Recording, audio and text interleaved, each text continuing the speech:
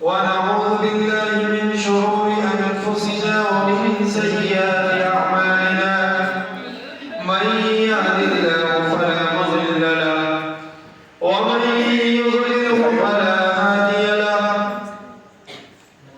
ونشهد أن لا إله إلا الله وحده لا شريك له ونشهد أن سيدنا ومولانا محمدا عبده ورسوله صلى الله تعالى عليه وعلى آله وأصحابه وبارك وسلم تسليما كثيرا كثيرا. فأعوذ بالله من الشيطان الرجيم بسم الله الرحمن الرحيم. لقد كان لكم في رسول الله أسوة حسنة. وقال في موضع آخر يا أيها الذين آمنوا قوا أنفسكم وأهليكم نارا. صدق الله العظيم. وقال النبي صلى الله عليه وسلم لا يؤمن أحدكم حتى يكون هواه تبعا لما جئت به. وقال أيضا كلكم راع وكلكم مسؤول عن رعيته أو كما قال عليه الصلاة والسلام. इस मकतब के जिम्मेदार और मस्जिद आज़ा के इमाम हज़रत मौलाना अब्दुल वाजिद साहब, इस मकतब में पढ़ाने वाले तमामी मुअल्लिमीन, अजीज दोस्तों और बुजुर्गों, इस वक्त मैं और आप अल्लाह के रसूल सल्लल्लाहु अलैहि वसल्लम की निस्बत पर यहाँ जमा है। अल्लाह के रसूल सल्लल्लाहु अलैहि वसल्लम का नाम और आपकी निस्बत इस पूरी कायनात की सबसे बड़ी नेमत है। मैं और आप इस वक्त जिस तरह से बैठे हुए हैं, आपके बैठने के अंदाज को देखकर एक बार भी ऐसा नहीं लग रहा कि ये सीरत की मजलिस है। कहाँ लोग जान लुटाने की और जान देने की बात कर रहे हैं और कहाँ सीरत की निस्बत पर सब अपनी अपनी सहूलत पर बैठे हुए हैं। इसलिए कि लाइट गई हुई है, गर्मी हो रही है, तो मैं ऐसे बैठूंगा कि मेरा एटीट्यूड दिखना चाहिए। नबी के सामने कौन सा एटीट्यूड?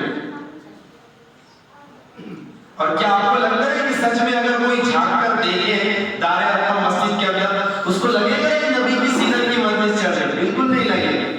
और मुझे तो आपसे बिल्कुल उम्मीद नहीं कि मैं बहुत अच्छे ख्याल रखता हूँ दारे अरकम के मुक्तदियों के बारे में।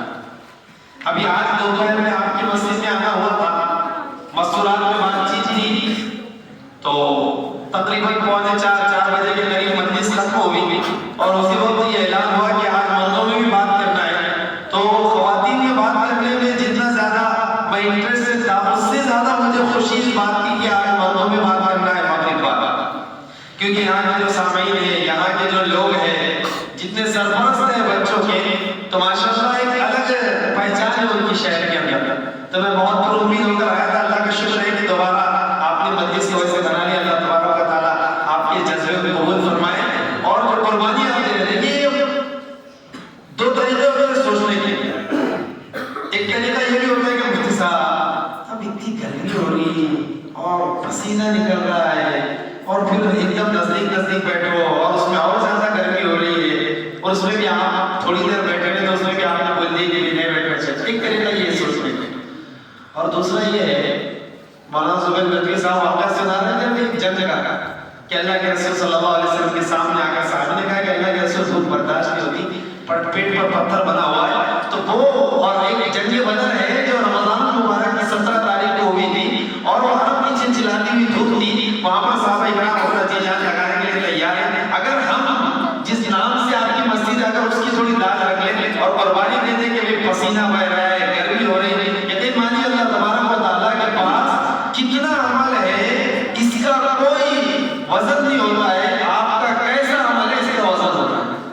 बहुत सारा आप नेकियों का माल लेकर जाए, लेकिन उसके अंदर क्वालिटी ना हो, अल्लाह को ये पसंद नहीं है। लेकिन थोड़ा सा अमल अगर लेकर जाए, लेकिन वो क्वालिटी वाला अल्लाह को बहुत पसंद है। तो आप थोड़ी देर बैठे, करीब बैठे, गर्मी होगी, परेशानी होगी और नबी की निस्बत होगी, तो आप भी कल क़यामत दिन बोल सके हमने भी बहुत ज्यादा तीर तो नहीं मारा, लेकिन एक मरतबा हमारी जिंदगी में मजलिस थी नबी के नाम पर 28 तारीख को, और गर्मी हो रही थी, हम दूर दूर बैठना चाहते थे, लेकिन चूंकि नबी की मजलिस की निस्बत थी तो हमारे दिल ने गवारा नहीं किया कि हम नबी के नाम की अजमत को ठुकराए और उनकी शान के खिलाफ हम दूर दूर अपनी सहूलत से बैठे। तो हम करीब होकर बैठ के गर्मी को हमने बर्दाश्त किया। अल्लाह की राह से उम्मीद है कि इंशाअल्लाह अल्लाह ताला को हमारा अमल पसंद आ जाएगा इंशाअल्लाह। अजीज दोस्तों, कुरान करीम की जो आयत अभी आपके सामने पढ़ी गई, उसमें अल्लाह तबारक व तआला ने एक पैगाम दिया है।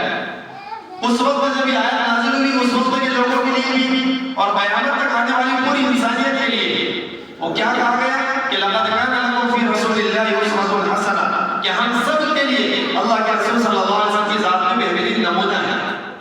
अफसोस इस बात का है कि जिस कौम के पास कुरान करीम है, जिस कौम के पास कुरान करीम की आयत में इस बात का वाज़ेह ऐलान है कि तुम सब के लिए अल्लाह के रसूल सल्लल्लाहु अलैहि वसल्लम की ज़ात में बेहतरीन नमूना है, और यहाँ पर कोई तफसील नहीं बताएगी कि कॉलेज में पढ़ने वाले स्टूडेंट इससे अलग है, या जॉब करने वाले लोग इससे अलग है, स्कूल में पढ़ाने वाले टीचर इससे अलग है, या फिर अपनी दुकान पर तिजारत करने वाले लोग इससे अलग है, या अपनी गैरेज के अंदर मैकेनिक का काम करने वाले इससे अलग है, या फिर खेती बाड़ी करने वाले इससे अलग है। इसमें कोई फर्क नहीं बताया गया।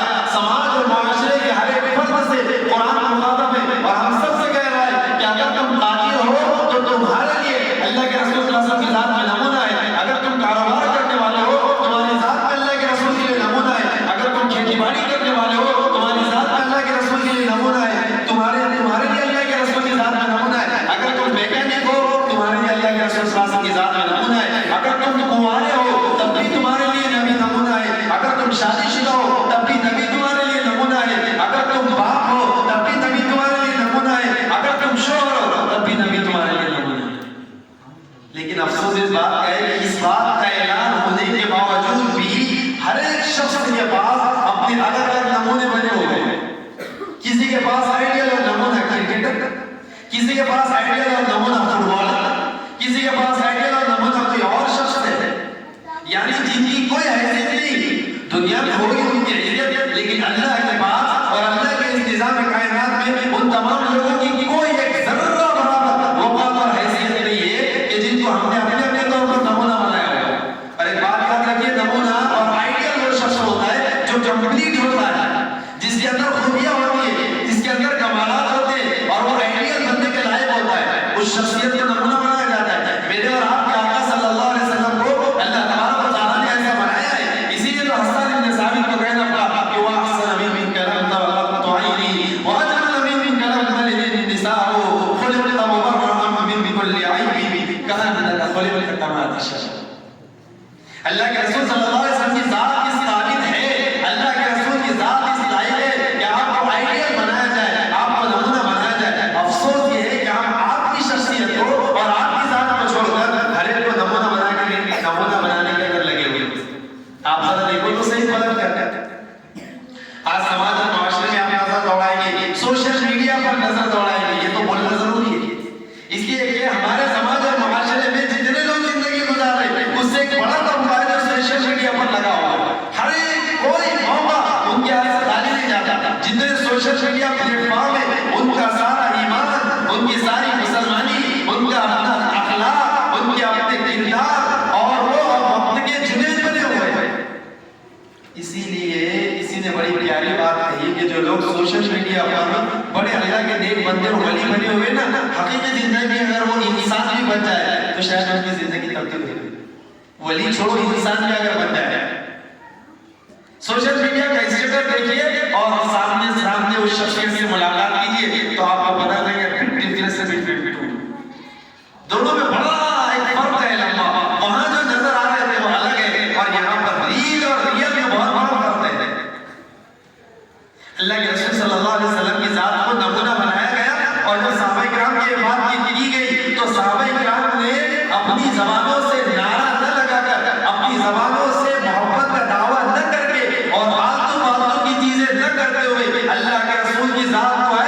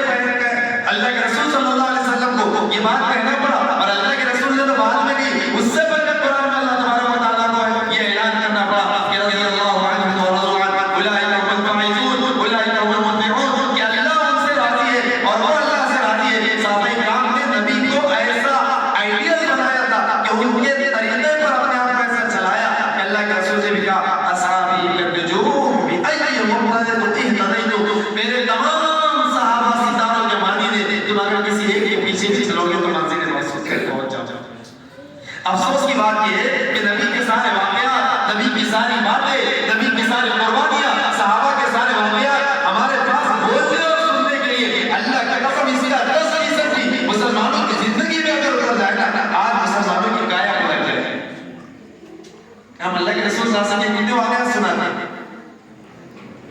अल्लाह के रसूल सल्लल्लाहु अलैहि वसल्लम को ये चीज पसंद थी, अल्लाह के रसूल ऐसा करते थे, अल्लाह के रसूल वैसे करते थे। लेकिन जब हम खुद उस जगह पर खड़े होते हैं और जब हमें मौका आता है कि हम उस पर अमल करें, अफसोस की बात ये कि हम सब भूल जाते हैं। और दोस्तों बुजुर्गों, ऐसे बहुत सारे जलसे, ऐसे बहुत सारे प्रोग्राम, ऐसी बहुत सारी मजलिसें आपने अटेंड की हुई, लेकिन मेरी बड़ी दर्द के साथ आपसे एक दरख्वास्त है, आप बहुत कुर्बानी के साथ यहाँ बैठे और थोड़ी देर के लिए सोचो।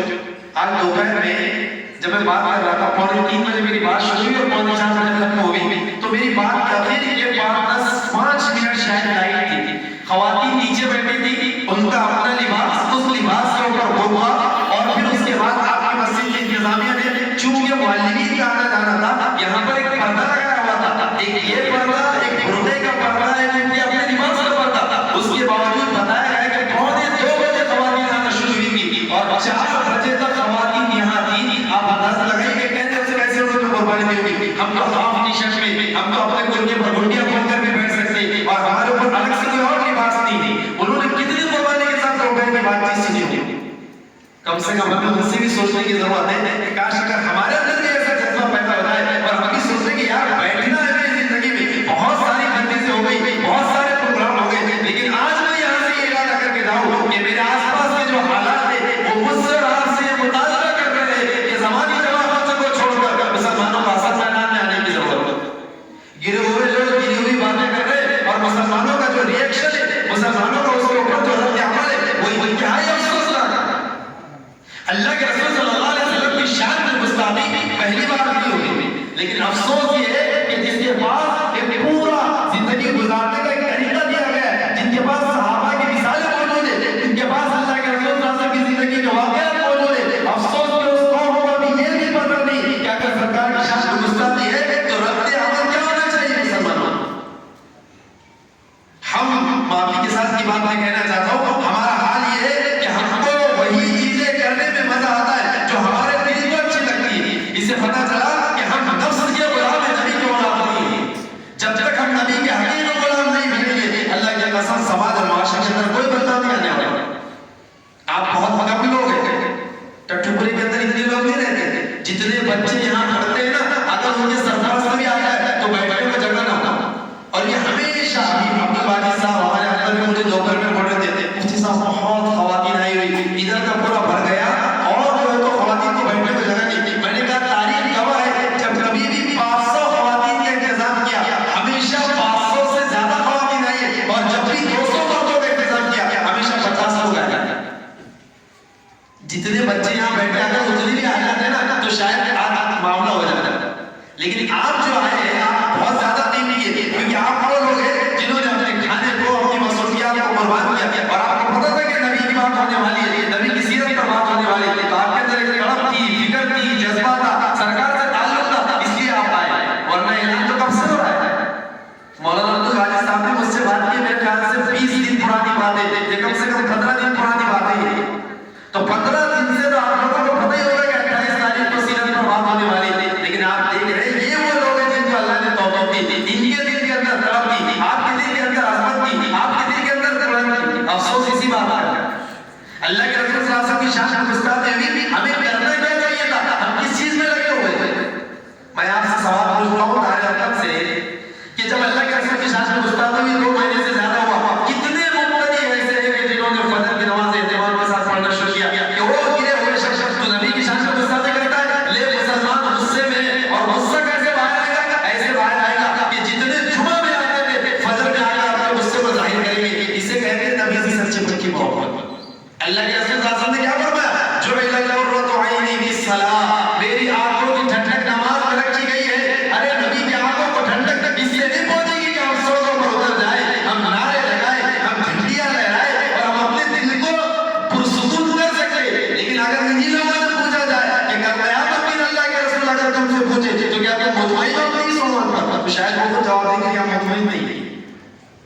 हाँ, ये एक चीज हो सकती है, हिस्सा हो सकता है, जमहूरी मुल्क में कुछ तरीके होते हैं, आप अपने एहतियात दर्ज कराइए, मैं इसके खिलाफ नहीं बोल रहा हूँ, मैं ये कह रहा हूँ कि जो करने का काम था उसको हमने पीछे डाल दिया, जो शायद बहुत कम करना चाहिए था उसको ज्यादा प्रारंभ किया जा रहा है।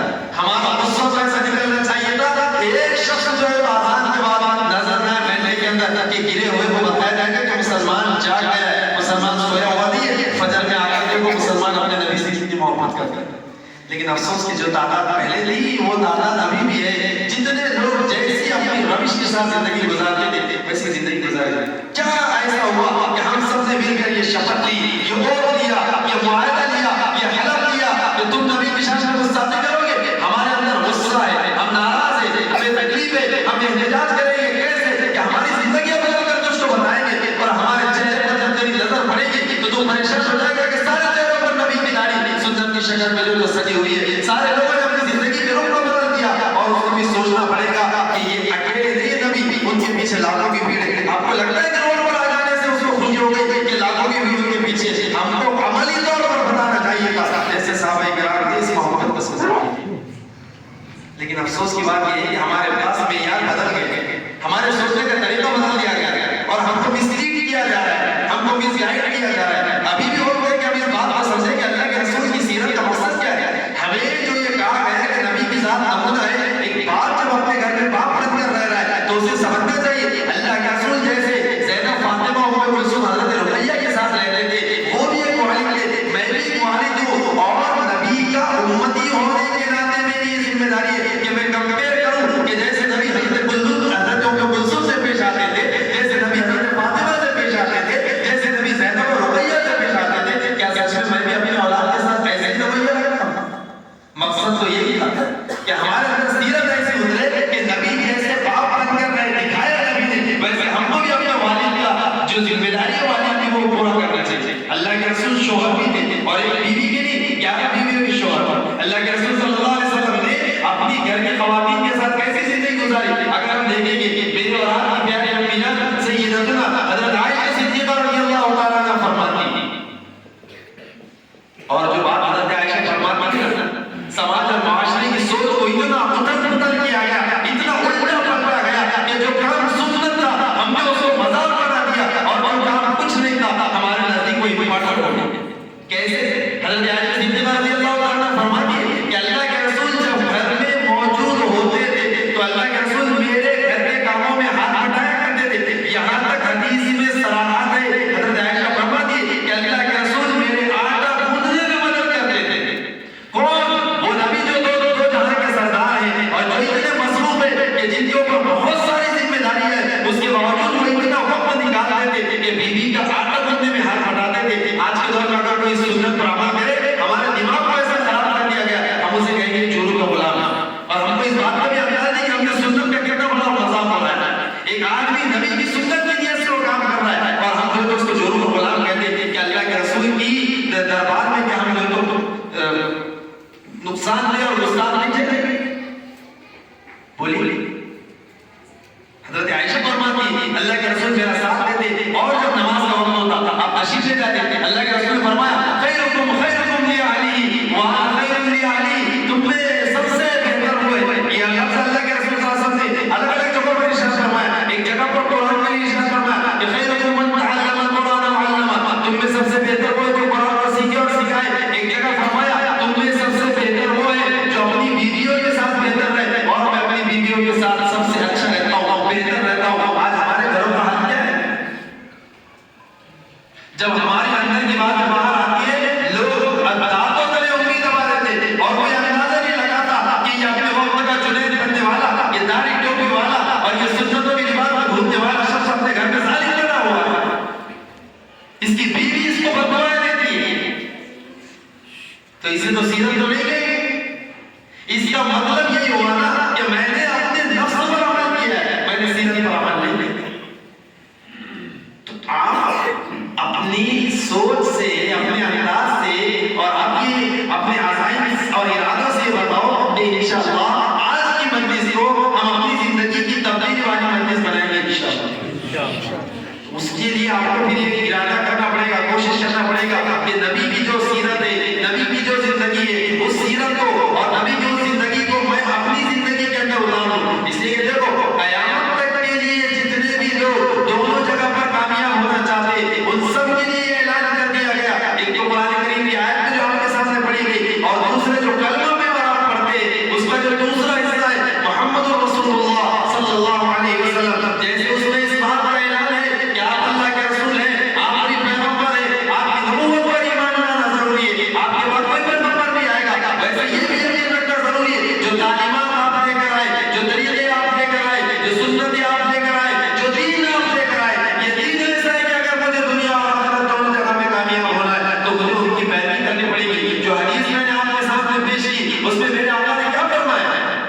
एक बात याद रखिए कि हम अपने दिल को मुतमईन करने के लिए जो चाहे कर ले, लेकिन हम अपने दिल को यहाँ मुतमईन कर सकते हैं। कल क़यामत में अल्लाह के बारगाह में अगर हमें कामयाब होना है तो हमें नबी के तर्ज पर चलना पड़ेगा, नबी के तरीके पर चलना पड़ेगा, और हमारी हर एक चीज ये अल्लाह के रसूल सल्लल्लाहु अलैहि वसल्लम के तरीके पर होगी जो अल्लाह के रसूल ने सहाबा को बताई। हम अपनी मर्जी की नमाज नहीं पढ़ सकते, हम अपनी मर्जी का रोज़ा नहीं रख सकते, हम अपनी मर्जी की तिलावत नहीं कर सकते, हम अपनी मर्जी की तस्बीहात नहीं कर सकते, हम अपनी मर्जी की तिजारत नहीं कर सकते, हम अपनी मर्जी की खेती-बाड़ी नहीं कर सकते। अल्लाह के रसूल ने जो बताया उसको सहाबा ने प्रैक्टिकल किया, तो हमें हर एक चीज सहाबा में देखना है कि सहाबा कैसे नमाज पढ़ते थे, सहाबा कैसे रोजा रखते थे, सहाबा के अखलाक कैसे थे, सहाबा की तस्बीहात कैसे थी। तो हमको सहाबा की पूरी जिंदगी को देख के ये भी देखना पड़ेगा कि सहाबा की मोहब्बत कैसी थी।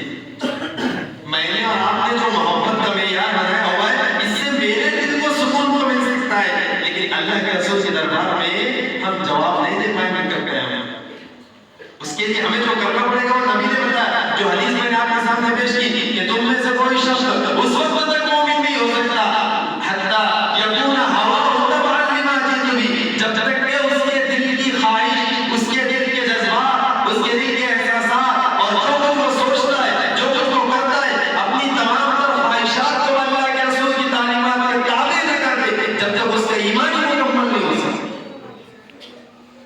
मेरा खाना अपनी मर्जी से नहीं, मेरा पीना अपनी मर्जी से नहीं, मेरा चलना फिरना उठना बैठना मेरा कोई काम अपनी मर्जी से नहीं, बल्कि मैं तमाम के तमाम काम अल्लाह के हुक्म के और नबी के तरीके के मुताबिक करता हूं, और उसी पर कामयाबी मिलेगी। हमको ताबे बन जाना पड़ेगा अल्लाह के रसूल सल्लल्लाहु अलैहि वसल्लम की तालीमात। हम अपनी जिंदगी के हर एक पहलू पर गौर करें, और जैसे मैंने आपको बताया हम सब के आइडियल अलग अलग है। अब कुछ चीजें ऐसी है कि शुरू में थोड़ा सा आदमी के अंदर हिचकिचाहट होती है उस काम को करते हुए, लेकिन एक बार जब वो मजबूत हो जाता है तो फिर धीरे धीरे वो बड़े बड़े गुनाह करने लगता है। अब आप देख लीजिए, मैं आपको एक छोटी सी बात की तरफ इशारा करूं कि अल्लाह के रसूल सल्लल्लाहु अलैहि वसल्लम के बाद अल्लाह के रसूल सल्लल्लाहु अलैहि वसल्लम की सुन्नत है। आज उम्मत के तबके को अगर मैच किया जाए कि अल्लाह के रसूल सल्लल्लाहु अलैहि वसल्लम की तालीमात क्या है सर के बातों के बारे में, तो आप देखेंगे कि उम्मत का एक बड़ा तबका है कि उनकी टोपियां उतारने के बाद आपको पता चलेगा कि उनके बाद और सरकार की तालीमात बिल्कुल भी मैच नहीं कर रहे। जबकि मेरे नबी ने क्या फरमाया, नहा रसूलुल्लाह सल्लल्लाहु अलैहि वसल्लम अल्लाह के रसूल सल्लल्लाहु अलैहि वसल्लम ने नजर से मना किया, और बात की तफसीर ये की गई कि सर के एक जगह के बाल बड़े हो, एक जगह के बाल छोटे हो, या एक जगह पर टकला हो और एक जगह पर बाल हो। अल्लाह के रसूल ने इससे मना किया, लेकिन अब ये इतना आम हो गया कि इसके खिलाफ बोलने वाले को लोग हैरान की नजर से देखते। शुरू में बुरा लगा, लेकिन अब इसको आदत बना लिया गया। नबी के खिलाफ करने में मुसलमानों को कोई हरज नहीं लगता है, और ऐसा लगता है कि बाप बेचारा मौजूद है, बेटा उसके सामने बाल ऐसे बनवा कर आ रहा है, बस फॉर्मेलिटी के तौर पर बोल देता है कि क्या कटिंग किया तूने, बच्चा बोल देता है कि मैंने हजाम को ऐसा बोला था, हजाम ने वैसे किया। बाप के गाल पर जूतक नहीं रहती। यही बच्चा अगर बाप की खड़ी हुई बाइक पर बैठ जाए और उसका स्टैंड टूट गया, अगर बाइक नीचे गिर जाए और उसका साइड मिला गिर जाए, अल्लाह की कसम खाकर कह रहा हूं कि जितना तुझे मुसलमान का साइड मिला टूटने पर होता है, उतना ऐसे बाल बनाने पर होता तो उसकी दुनिया बदल जाती है।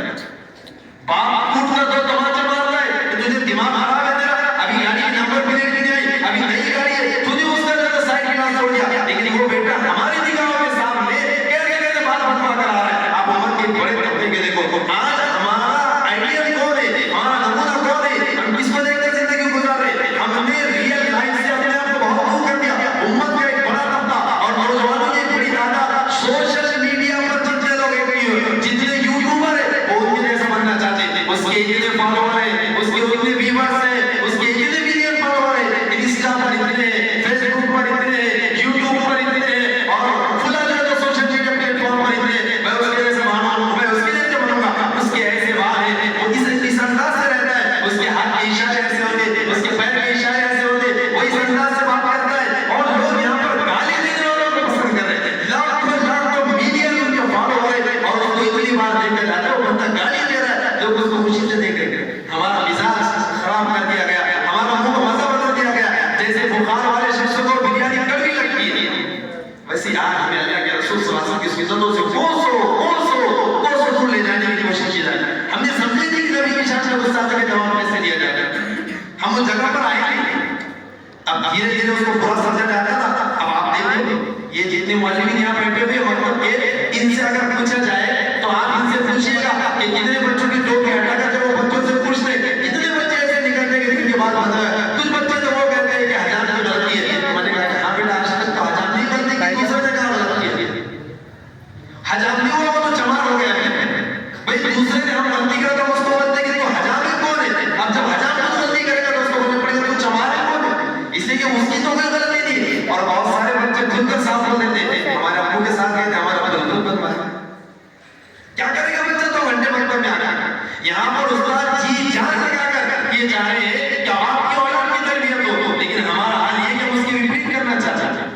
तो सीरत की रोशनी में हमको अपने सारे काम दुरुस्त करना है। उसमें एक काम में मेरे और आपके कदमों पर डाला गया है, वो हमारे दो निहालों की जिम्मेदारी है। और सीरत की रोशनी में औरतों पर क्या जिम्मेदारी है? दोपहर में जितने लोग मौजूद थे आप उनसे पूछिएगा, उनको बताया गया कि औरतों पर औलाद की तरबियत की किस तरह की जिम्मेदारी है। और ना आप लोग नाराज हो कि हम ही को बोल रहे हैं मुफ्ती साहब, खवातीन की क्यों जिम्मेदारी है? खवातीन को भी तो करना चाहिए। तो पीछे आप इस मसलक के मौलवीन से कि खवातीन को क्या क्या जिम्मेदारियां बताई गई, लेकिन हमारी भी जिम्मेदारी है। एक जुमला मैं हमेशा कहता हूँ कि जब हमारी कोई अपनी चीज होती है, जो जाती चीज होती है, इंसान को उसकी एक अलग ही फिक्र होती है, उसकी एक अलग ही अहमियत होती है।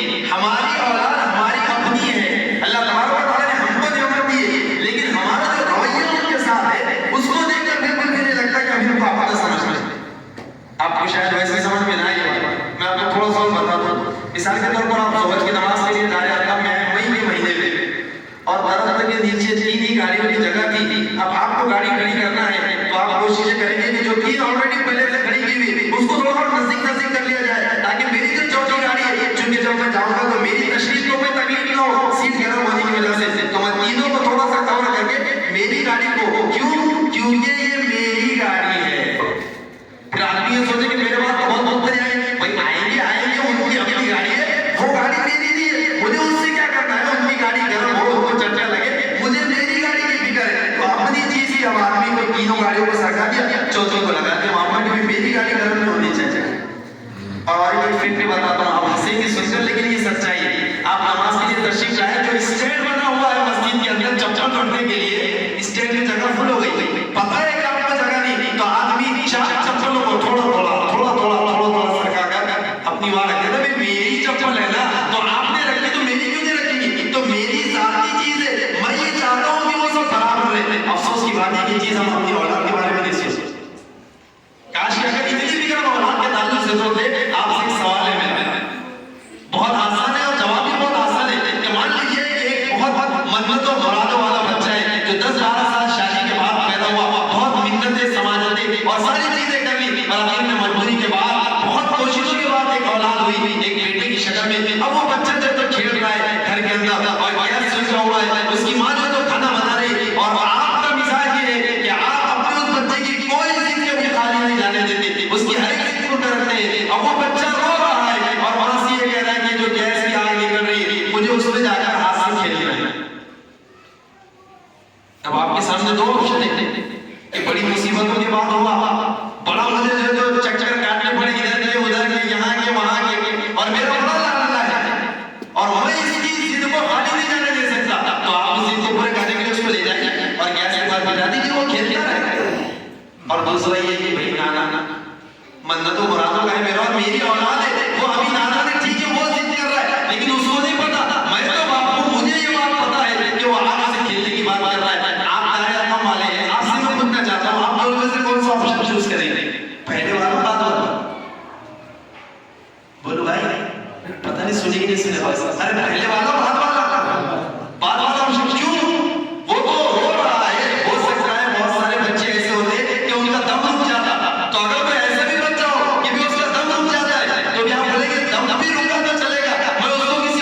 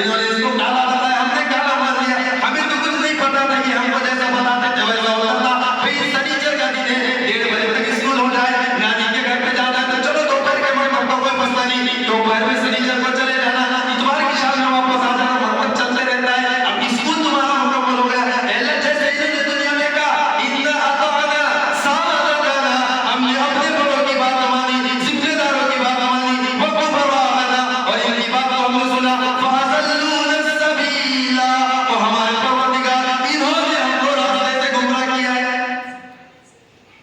अब आप सोचेंगे अरे तेरे लिए मैंने और टाइम किया, तेरे लिए मैंने नाइट ड्यूटी की, मैं तेरे लिए ये गाड़ी ला, वो गाड़ी ला, ऐसी करेंगे, ठीक है बेटा चलेगा, ये चलेगा। आगे क्या कहेंगे पता है, रब्बना आतिहिम ज़िअफ़ैन मिनल अज़ाब, ओ मेरे परवरदिगार, अगर आप हमारे माँ-बाप को अगर सजा देने वाले होंगे ना, सिंगल मत दीजिए, डबल सजा दीजिए इनको, इनका जुर्म इतना बड़ा। ये कुरान करीम की आयत का तर्जुमा मैंने आपको सुनाया। ये औलाद कल खड़े रहेंगे, हमारे खिलाफ खड़े रहेंगी, आप बर्दाश्त कर पाएंगे? वो तो अल्लाह ने बता दिया कुरान में कि यही औलाद खड़े रहेंगे आपके खिलाफ, कि हम भी सुनी इनकी बात, अब हमारी क्या जिम्मेदारी बनती? वो बात पर वापस आ जाइए। मेरी बात, मेरी चीज, अपनी जाती चीज को आदमी अच्छा रखना चाहता है, दूसरे की चीज का कोई भी हो जाता, लेकिन अपनी औलाद के ताल्लुक से वैसे नहीं सोचते। हम जिस तरह से आज तक रातों में सोते, जब लाइट नहीं होती, अक्सर मैं नदी कर लेगा तो दादा अपने दादा अपने और को कोई बुरी बात नहीं बताता। आप जैसे रहते हो बैठे, ऐसा बहुत लंबा लंबा हम बैठना पड़ता है, मैं भी यही आया उधर उधर कर सकता। रात में लाइट नहीं होने के बावजूद भी जिस तरीके से हम आराम करते अपने घरों में, 3 अलार्म अपने मोबाइल के अंदर, 3 अलार्म अहिया मोहतरमा के मोबाइल के अंदर, और 15-15 मिनट के वक्त से 6 अलार्म हमने लगा कर रखे, फिर भी दोनों में से कोई फजर की नमाज पढ़ने के लिए तैयार नहीं। इतनी गफलत के साथ 2024 में भी अगर हम सोते हैं तो याद रखिए कि हमारे लिए खून के आंसू लाए। हिंदुस्तान में हिंदुस्तानी मुसलमानों के अगर जान पर बात आ जाए, उनके माल पर अगर बात आ जाए, और इन लोगों को छीनने की अगर कोशिश की जाए, ये भी अभी हमारे लिए खतरा है। हमें फिक्र में आने की बात है, लेकिन इससे ज्यादा फिक्र में हमें आने की बात यह है कि हमारे बच्चों के और हमारे अपने के ईमान पर जो तो डाका डाला है, और अगर इसके बाद भी इतनी आसानी से सो रहे हैं, इसका मतलब है कि हम अपने नौजवानों की फिक्र नहीं करते। आप जरा सोशल मीडिया पर बाहर की जिंदगी में जरा देखिए ना, इन बच्चों के साथ क्या क्या नहीं हो रहा है। इन बच्चों को स्कूल प्रोग्राम के नाम पर क्या क्या कराया जाता है। कभी जरा हमारे मतलब के असातिज़ा से पूछिए, बेचारे ये ऐसे कि इनके दिल में कुरान है, इनके दिल में फिक्र है, इनके दिल में तड़प है कि ये मेरा नौनिहाल है, ये मेरा लाडला है, यकीनन ये मेरा रूहानी बेटा है, ये मेरे पास अव्वल से पढ़ता है, तो इनको फिक्र होगी। हम जब पूछते हैं ना, बेटा फला स्कूल में पढ़ते हो, जरा 26 जनवरी में क्या एक्ट लिया तुमने, क्या प्रोग्राम लिया, क्या ड्रामा लिया, वो बच्चे जब पेश करके बताते हैं ना, तो उस प्रोग्राम के बाद उन बच्चों का ईमान रुखसत हो जाता है, उनको दोबारा करना पड़ना जरूरी होगा। लेकिन बाप को ये पता नहीं होता कि मेरे बेटे ने ऐसा एक्ट किया। हमने ये कहा कि भाई खाना मैं खिलाऊंगा, कपड़े मैं पहनाऊंगा, फीस मैं दूंगा, ये मेरी औलाद है, आपके हवाले लीजिए, फर्स्ट से लेकर 10 तक आपको जो करना है करिए इसके साथ, खिलवाड़ कीजिए इसके ईमान के साथ, खिलवाड़ कीजिए इसके अकीदे के साथ।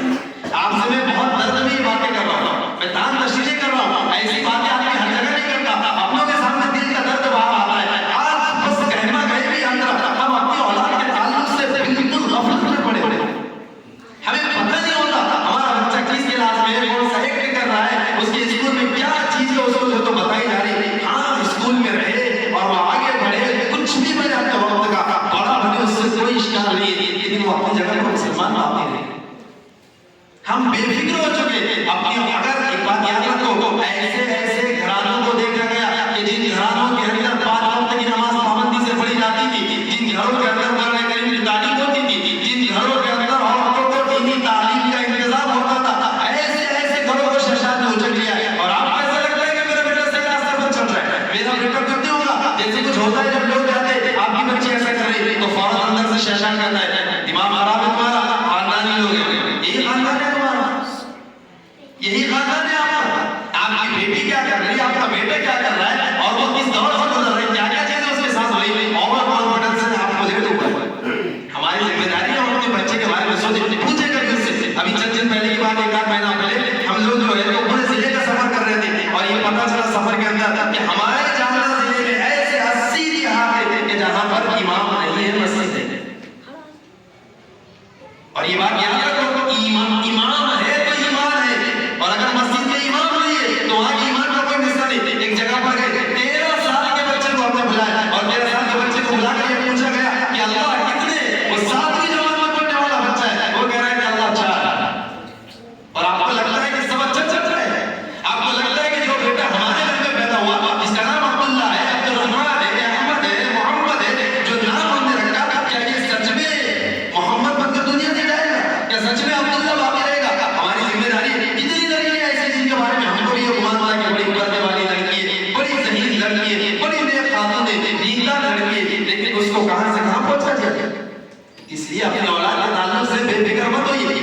हजरत मौलाना अली मियां नदवी रहमतुल्लाह अलैह एक ऐसी शख्सियत थी कि अरब और अजम यानी मुल्क हिंदुस्तान और दीगर दूसरे ममालिक के अंदर एक जैसा मकाम अल्लाह ताला ने उनको अता फरमाया। वरना कोई एक ऐसा आलिम दीन जो हिंदुस्तान का रहने वाला हो और अरब में उसको लोग इतना माने, ऐसा होता नहीं। हजरत से एक मरतबा जो है एक इंटरव्यू हो रहा था। इंटरव्यू करते हुए हजरत से एक सवाल पूछा गया कि आप मुल्क हिंदुस्तान के अंदर रहते हैं और इस मुल्क हिंदुस्तान के अंदर जो तुम्हारी आने वाली नस्ल है उनके ईमान के ताल्लुक से तुम्हारी क्या फिक्र है, क्या तैयारी है? हजरत मौलाना अली मियां नदवी रहमतुल्लाह अलैह ने बड़ा तारीफ से जवाब देते हुए कहा कि हमने अपनी औलाद के दीन और ईमान की फिक्र कर ली है और अल्हम्दुलिल्लाह हमने जगह जगह पर जो मकातिब कायम किए। जब तक इस तरह के मकातिब कायम रहेंगे और जिस अंदाज में उनको चलना चाहिए वो चलते रहेंगे, इंशाअल्लाह हमारे बच्चों का ईमान महफूज रहेगा। लेकिन मैं एक चीज ऐड करूं इसके अंदर, हजरत ने जब कहा था उस वक्त तो माहौल कितना मुखालिफ नहीं था जितना आज है। तो ऐसे नहीं कि भी चलो बच्चा मकतब में जा रहा है तो हम मुतमिन हो जाए, जी नहीं, आप मकतब में भेज रहे बहुत अच्छी बात है, लेकिन बच्चा मकतब में 1.5 घंटा आता है, 2 घंटे आता है, 22 घंटे हमारे पास रहता है और बच्चा कॉपी होता है अपने वालिदैन, बिल्कुल कॉपी होता है। जब तक खुद वो जो मशीनरी है जब तक उसमें फॉल्ट रहेगा उससे निकलने वाला प्रोडक्ट कभी सही हो सकता। मैं सीरसवाड़ी पर पढ़ाने के लिए जाता हूँ, ईंट की भट्टी है वहां पर, तो वहां पर जो ईंट बनाई जाती है वो सांचे में बनाई जाती है। 2 सांचे होते हैं, एक छोटी ईंट का होता है, एक बड़ी ईंट का होता है। उस सांचे में अगर जरा बराबर भी गुजरा उस सांचे से जितनी ईंटें बनाई जाती है वो फॉल्ट सारी ईंटों में मुंतकिल होता है। यही मिसालें वालिदैन की, जब तक फॉल्ट तैयार रहेगा उनके औलाद के अंदर वो फॉल्ट मुंतकिल होते रहेगा। बच्चे हर एक चीज कॉपी करते हैं। मैं आपको छोटी सी मिसाल देता हूँ। मिसाल के तौर पर एक दौर होता कि जब बच्चे घरों के अंदर जो खेलते थे, तो छोटी बच्चियां होती है तुम्हारी आपाबाजी खेलती थी। अब तो अल्लाह बस हम सबको इस मोबाइल में खेलने से बचाए। मैंने दोपहर में खवातीन से कहा, बोलते ना कि हर बीमारी का एक इलाज, वैसा कुछ भी चीजें कम हुई उसकी जगह पर मोबाइल में फिट कर दो, सारी कमियों की एक भरपाई, और वो है मोबाइल। घड़ी खत्म हो गई, मोबाइल ने खत्म कर दिया। कैलकुलेटर खत्म हो गया, मोबाइल ने खत्म कर दिया। पहले अलार्म पड़ी होती टिक टिक टिक टिक, वो खत्म हो गई, मोबाइल ने खत्म कर दिया। लोग डायरी पेज में लिखते थे, मोबाइल ने खत्म कर दिया। आप बोर होते थे कुछ और देखते थे, मोबाइल ने कहा कि बोर होने की जरूरत नहीं, हमारे पास है। पहले लोग डरते थे सिनेमा घरों में जाने के लिए, मोबाइल ने कहा कि उसकी जरूरत नहीं। यानी एक इलाज है सारी बीमारी। तो बच्चे पहले खेलते थे, मैं आपको इस बात पर मिसाल दे रहा हूं कि कॉपी कैसे होती थी। बच्चे आपाबाजी खेलते थे घर के अंदर, तो आपने देखा होगा कि बच्चे अपनी माँ की जो ओढ़नी है या दुपट्टा है या साड़ी है उसको खेल खेल में इस्तेमाल करते हैं। और उनका रहता कि भाई हम सुबह को आते होंगे, हम खट्टा देते होंगे, तुम चाय बनाते होंगे, हम स्कूल को छोड़ देंगे, ऐसी कुछ चीजें खेलते हो। तो उसमें सब बच्चों को अलग अलग कैरेक्टर दिया जाता था। तुम दादी अम्मा है, तुम जो है तो अम्मी है, तुम जो है तो बड़े बाजी है, अलग अलग कैरेक्टर दिया जाता था। आपने देखा उन बच्चों को और से कभी वो जब खेलते थे, और कभी ऐसा होता था कि कहीं जाने का तो बुर्का पहनते थे, बच्चे खेल खेलते थे। अब बुर्का पहनने में आपने देखा होगा जिन घरों के अंदर खवातीन बुर्का पहनते हुए अपने चेहरे को खुला रखती है, वो बच्चे जब घर में खेल खेल में बुर्का पहनते उनका चेहरा भी खुला रहता है, क्योंकि उन्होंने अपने घर के औरतों को हमेशा खुला चेहरा रखा। जबकि आपको मालूम है कि चेहरा के पर्दे के अंदर दाखिल है उसके अंदर। उसको ऐसे बिना जरूरत के, हाँ जरूरत से बड़ा डॉक्टर की जरूरत, कोई और जरूरत हो, उसके अलावा कोई और जरूरत से जिसको शरीयत जरूरत है, ऐसे देखना नाजायज और हराम है। अब वो बच्ची अपना खुला रहे। कुछ बच्चे ऐसे ही कि जिनके घरों में उनकी माएँ जो है तो ऐसा बांध लेती थी, तो वो बच्चे भी ऐसा बांध लेती थी और वैसे ही बुर्का पहनती थी, क्योंकि उन्होंने अपने घर में वैसा बुर्का देखा है। और कुछ घरों में औरतें जाली लगाती, वो आंखें भी नजर नहीं आती, तो उस घर की बच्चियां जब बुर्का पहनती आपाबाजी में तो वो भी जाली लगाती, क्योंकि उन्होंने वैसा ही देखा है। और एक कदम आगे बढ़कर कहूं, कुछ बच्चियां अपने हाथों में ग्लव्स और अपने पैरों में मोजे पहनती, ये वो बच्चियां होती है जो अपने घरों की औरतों को ऐसा पहनते हुए देखती है। आपने कभी नहीं देखा होगा कि घर में औरतें साड़ी पहन रही है और बच्चियां खेल खेल में जो शलवार की मशक है, जी नहीं, वो भी हम ओढ़नी लाएंगे और उसी साड़ी की मशक करके सेम कॉपी करेंगे। पता चला कि बच्चे माँ बाप की नकल करते हैं। अब अल्लाह के रसूल सल्लल्लाहु अलैहि वसल्लम ने कहा कि 7 साल का हो जाए तो नमाज का हुक्म करो, 10 साल का हो जाए तो नमाज न पढ़ने पर उसको मारो। मैं कहता हूँ कि अल्लाह के रसूल है कि भाई कुत्ता है, बिल्ली है, जो जानवर थे उन जानवरों पर भी रहम करते थे। कुरान ने क्या कहा, वमा अर्सलनाका इल्ला रहमतल लिल आलमीन, हे मोहम्मद अरबी, हमने आपको सारे जहानों के लिए रहमत बनाकर भेजा। उलमा ने इसकी तफसीर में लिखा है कि अल्लाह के रसूल सिर्फ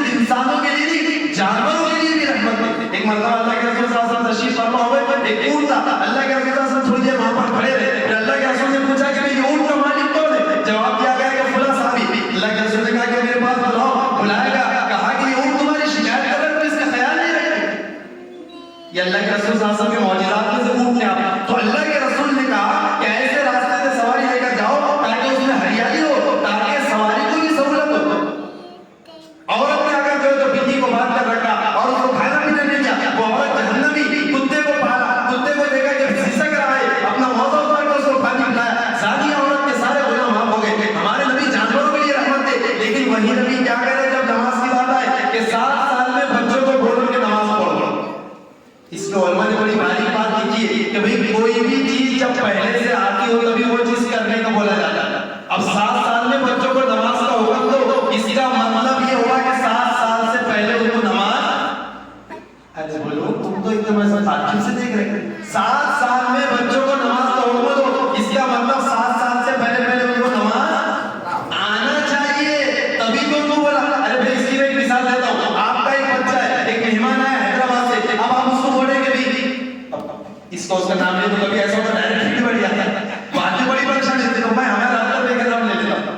अब आप वो मेहमान बोले हैदराबाद से जो बच्चा है, जो अख्तर भाई की दुकान पे से माचिस ले गया, अब वो बच्चा बेचारा हैदराबाद का, उसको क्या मालूम अख्तर भाई की दुकान पर आपको अपने बच्चे को भेजना पड़ेगा, क्योंकि वो पहले जा चुका है, उसको मालूम है। तो 7 साल में नमाज का हुक्म करो, मतलब बच्चों को पता रहना चाहिए नमाज कौन सी गोली का नाम है, तभी तो 7 साल लोगों करेंगे। तो पता चला कि 7 साल से पहले नमाज आना चाहिए, और 7 साल से 10 साल तक बोलो। और वो जो पॉइंट मैंने किया है, अल्लाह के रसूल इतने रहमदिल, जानवरों पर रहम करे, लेकिन फरमाया कि 10 साल का अगर बच्चा हो जाए और अगर नमाज नहीं पढ़ा तो उसको मारो।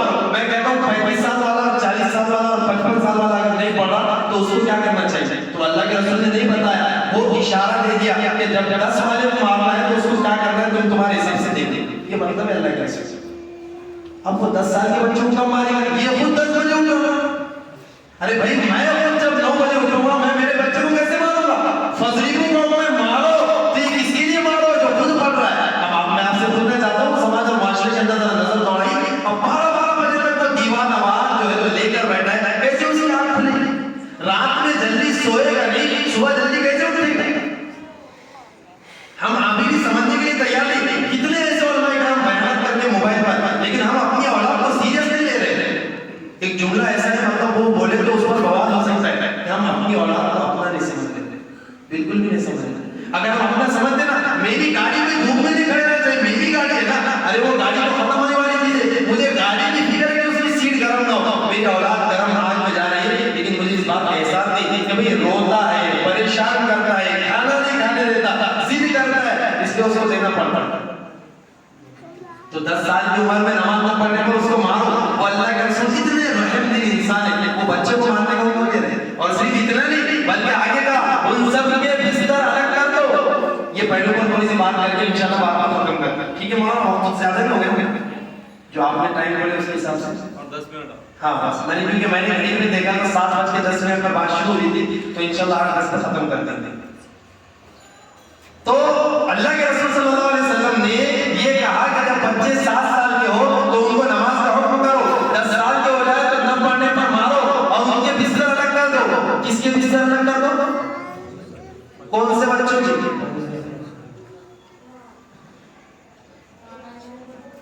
मैं जानबूझकर आपसे ये सवाल पूछा हूं।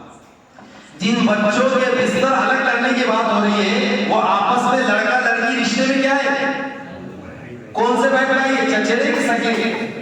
हाँ, ये सारी बातें इसलिए बुलवाया कि समाज और माशरे में होने वाली खराबी पर अगर कोई कुछ बोल दे कि अपनी बच्चों का ख्याल रखो और उनको बचाओ, तो लोग बोलेंगे क्या छोटे छोटे बच्चों के कुछ होता है। अरे अल्लाह के रसूल 1400 साल पहले बोल कर गए, सगे भाई बहन है, 10 साल की उम्र के बाद उनको एक बिस्तर पर मत सुनाओ।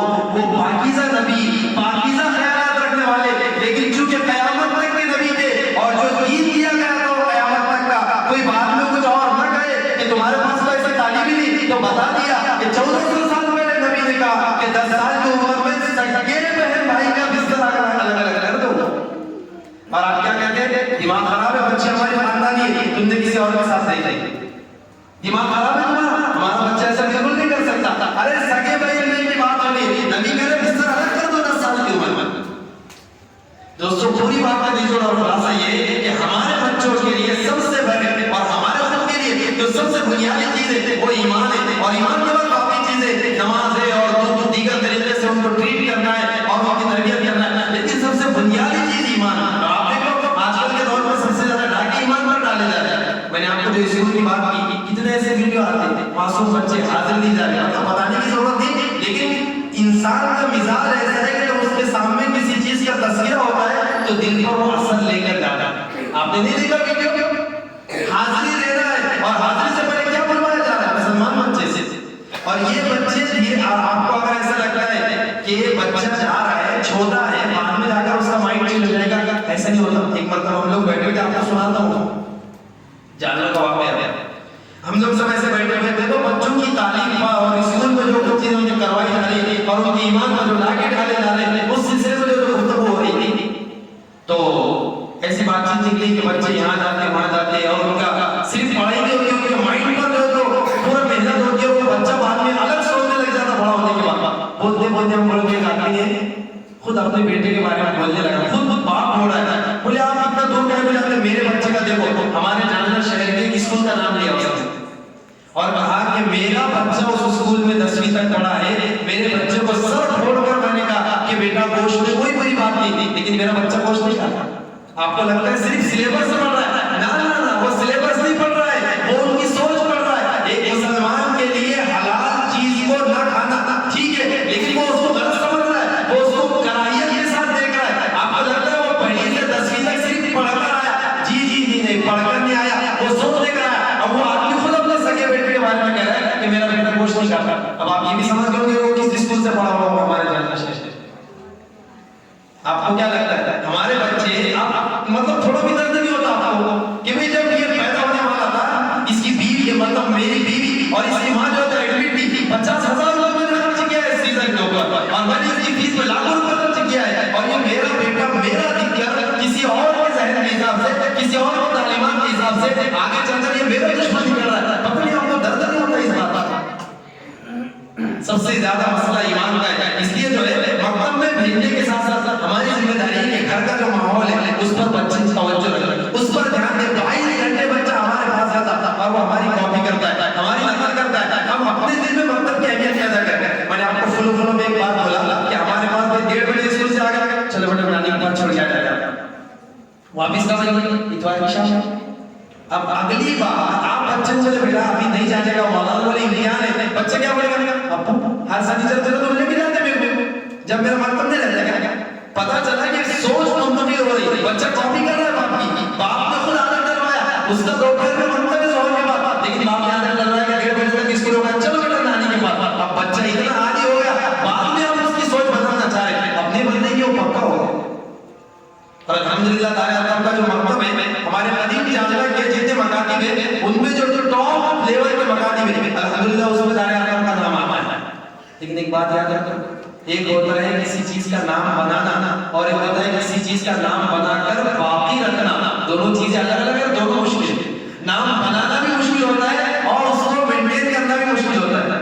अपनी मंजिल पे पहुंचना भी, खड़े रहना भी, अपनी मंजिल पे पहुंचना भी, खड़े रहना भी कितना मुश्किल है, बड़ा हो के बड़े रहना। आदमी फेमस होने पर बहुत अच्छा कारोबार करता था, एक बार फेमस हो गए कुछ भी खिला रहा बोले कौन सा समझ नहीं आप। तो आदमी कोई चीज आप माशाल्लाह का नाम बहुत है, लेकिन आपको इस नाम को बाकी रखना आपकी जिम्मेदारी है। मौलवी तो जो करना वो आपके हिस्से का कर रहे हैं, हमारी जिम्मेदारी है कि हम मतलब का ताउन करें। अब ताउन का मतलब हम समझते हैं कि रसीद बनाने की बात शुरू करते हैं उनके साथ, ताउन का एक ही मतलब समझते हैं, ताउन का मतलब सिर्फ रसीद बनाना नहीं है, हम जो तो कोऑपरेट करें मौलवी को। अल्हम्दुलिल्लाह बहुत सारे मकातिब में शुरू, पता नहीं आपके पास है कि नहीं, अगर शुरू से है तो बहुत अच्छी बात है, और अगर नहीं है तो ये चीज शुरू होनी चाहिए कि हर एक क्लास का एक व्हाट्सएप ग्रुप है और शाम में या जब भी क्लास खत्म हो गई उस्ताद वीडियो बनाकर या रिकॉर्डिंग करके सबक बता रहा है कि आज आपकी क्लास, हमारी जो क्लास है, आपका बच्चा आपकी बच्ची मेरी क्लास में पढ़ते ये मैंने सबक डाल दिया, थोड़ा सा आप इसको याद कर रहे हैं, अल्हम्दुलिल्लाह उससे बड़ा फायदा हो रहा है। तो हमारी जिम्मेदारी है हम कोऑपरेट करें, बच्चा मतलब में आए। ये जो डिसिप्लिन है, ये जो मासूम बच्चे आपको बैठे हुए दिख रहे हैं, ये मासूम बच्चे कितने प्यारे लग रहे हैं, यूनिफॉर्म है, उनके गले में आई कार्ड, ये आई कार्ड जो है इंग्लिश मुझे इतनी ज्यादा आती नहीं, लेकिन जितना लोगों ने बताया वो ये बताया कि आई कार्ड का फुल फॉर्म शायद आइडेंटिटी कार्ड है। मौजूद सब ऐसा ही है, आइडेंटिटी कार्ड है। उनसे इसलिए पूछा क्या बनाते हैं, माशाल्लाह इंग्लिश की अच्छी मालूम। तो आई कार्ड का फुल फॉर्म है आइडेंटिटी कार्ड। आइडेंटिटी कार्ड का मतलब मेरी शनाख्त है, मेरी पहचान है। ये फॉर्मेलिटी नहीं है। आपने बड़े बड़े कॉन्फ्रेंस और प्रोग्राम देखे होंगे, बड़े बड़े आदमी कुछ जगह पर तो वजीर आजम है, लेकिन वो गले में लटकाने पर शर्म महसूस नहीं करते, क्योंकि वो पहचान है उस कॉन्फ्रेंस की, उसके बगैर आपको दाखिला नहीं। अफसोस कि हमारे बच्चों को शर्म आती है, बहुत अलग ही दिखता है घर से क्या क्या बच्चों के ब्याह के अंदर टोपी रहती, यहाँ आने के बाद पहनते और सीढ़ियों के अंदर चली जाती। मेरी मुसलमानी मेरे मकसद तक यहीं पर टोपी रहती, वालिद को पता है। तो वो पहचान है आइडेंटिटी का। बच्चा आई कार्ड के साथ आए, जब यूनिफॉर्म की जो आप देख रहे हैं, बहुत सारे स्कूलों के अंदर जुम्मा सनीचर अलग यूनिफॉर्म, पीर से जुमेरात तक अलग यूनिफॉर्म, फिर उसके बाद जुम्मा सनीचर के 2 यूनिफॉर्म पहना, एक महिला है आपने बोलता महिला है, फौरन सवाल करते हैं आपको 2 रखना चाहिए, ऐसा काम नहीं चलेगा। ये डिसिप्लिन चोरी का माल है। क्या है बोलो, समझते नहीं आप? ये जितना डिसिप्लिन स्कूलों में आया किसका माल है बोलो? बोलो, चोरी का माल है। और कहां से चुराया गया? मेरे और आपके दीन से चुराया गया।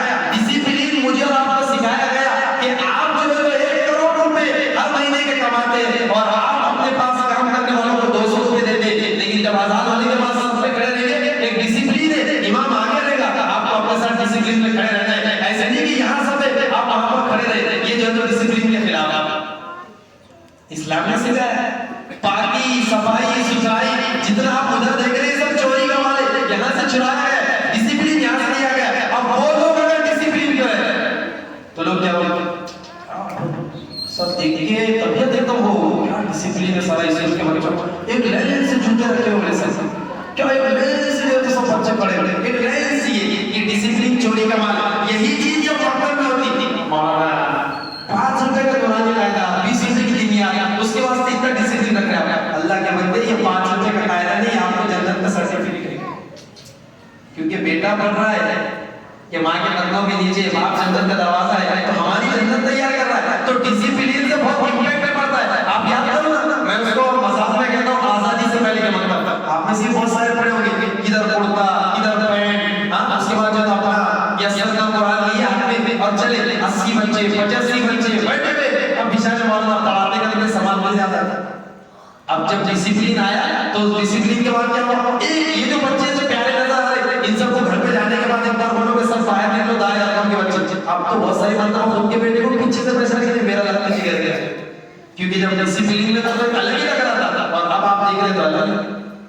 हालांकि खेल की मिसालें नहीं देनी चाहिए, लेकिन आप मुझसे भी ये समझा रहा हूं डिसिप्लिन किसे कहते हैं। अगर आप खेल को फॉलो करते हो, क्रिकेट को, तो आपने देखा होगा क्रिकेट में जब प्रैक्टिस की जाती है उसकी एक जर्सी होती है, आपको उसी जर्सी में प्रैक्टिस करना है। जब आप मैच में ऑन ग्राउंड आते हो उसकी जर्सी अलग होती है, और जब आप सफर करते हैं उसकी जर्सी अलग होती है, वो जर्सी आपको पहनना पड़ती है। 3 यूनिफॉर्म का डिसिप्लिन बताता। तो मकतब का डिसिप्लिन, मकतब का जो निजाम है और बदला असर करता है। 2 मिनट बच्चे मेरे वक्त में उसमें जल्दी से वाकया शायद आपको सुनाया कभी, लेकिन मैं जल्दी से वाकया आपको सुनाकर बात खत्म करता हूँ कि डिसिप्लिन से कितना असर पड़ता था। एक जगह पर जो जैसे मकतब चलता था, मकतब के बच्चे आते थे, पूरा जो है बैग रखा हुआ है, यूनिफॉर्म है, हाई कार्ड है, बहुत जबरदस्त बड़े प्यारे प्यारे बच्चे नजर आते थे। वो मकतब से आना जाना, रास्ते में पानी पूरी थी, और वो पानी पूरी जो थी उसको जो गिलास रखा हुआ था, लेकिन गिलास को जो तो जंजीर थी, ये हमारे हिंदुस्तान में करना पड़ता। ट्रेन का बैतुल खला उसके अंदर डब्बा, उसको कौन लेके जा रहा है, लेकिन जंजीर लगाना पड़ी। अब उसको जंजीर लगने के लिए बच्चे पानी पीने के लिए जाते, और जब जंजीर अपने मुंह के पास लेते तो वो जंजीर जमीन पे नहीं खुलती थी, तो बच्चे